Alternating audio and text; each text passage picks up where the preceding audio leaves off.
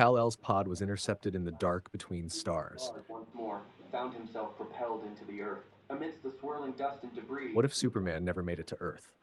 What if Kal-El's pod was intercepted in the dark between stars?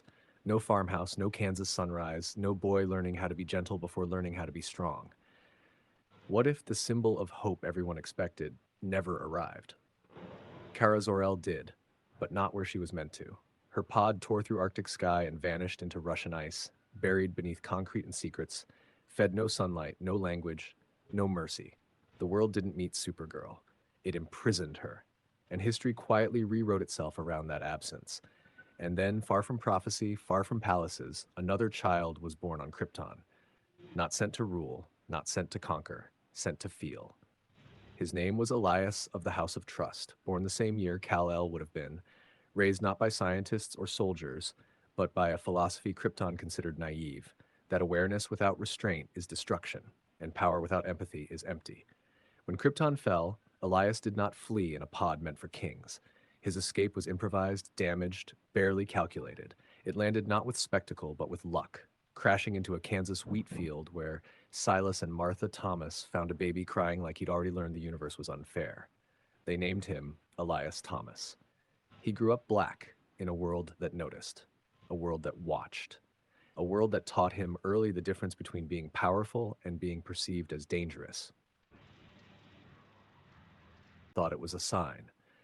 When they reached the crater, they found a baby crying like he'd been alone longer than anyone should be. He was warm. He held Silas's finger with surprising strength. Martha laughed through tears and said, "Well, I guess you're ours now." They named him Elias. He grew up ordinary in all the ways that mattered. He scraped his knees, he forgot homework. He smiled at strangers like he expected the world to smile back. People noticed things, little things.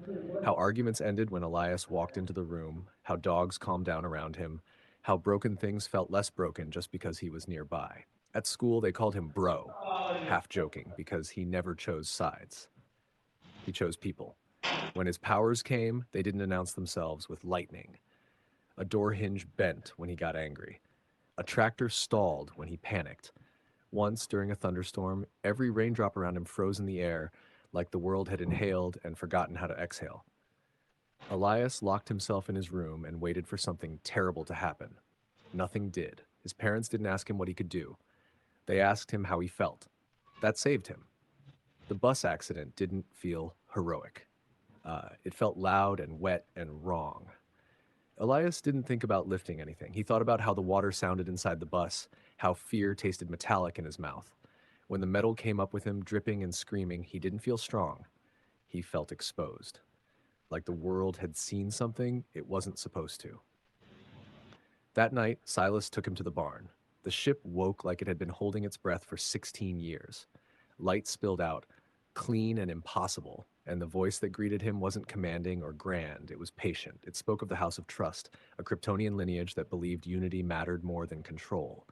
Elias listened until his chest hurt, until destiny felt too heavy to touch. Then he walked away.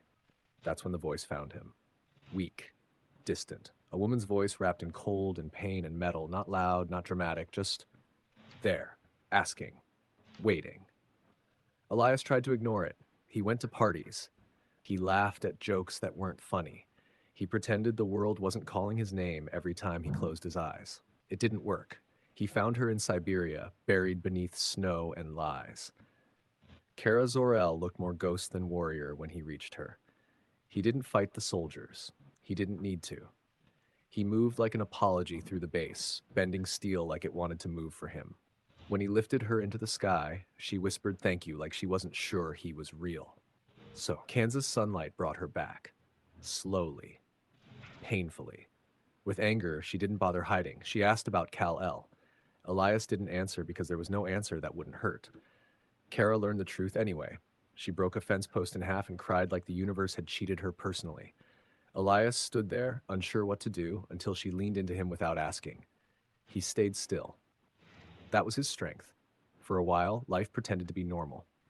Kara discovered music and laughed too loud at commercials.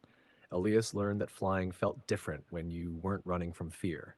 Smallville accepted Kara the way it accepted storms, cautious, respectful, ultimately trusting. The world watched from a distance, nervous but quiet. Then the sky changed. It bent. Clouds folded inward like they were afraid of what was coming through them. Radios hissed. Birds fled. Kara felt it first and went still in a way Elias had never seen. "He's here," she said. Zod didn't arrive with speeches. He arrived like gravity, remembering it had teeth. Cities trembled beneath him. Satellites lost lock. The world didn't see a villain. It felt judged. Zod spoke once. His voice carried on every screen at once, not shouting, not pleading. "You are harboring what belongs to me."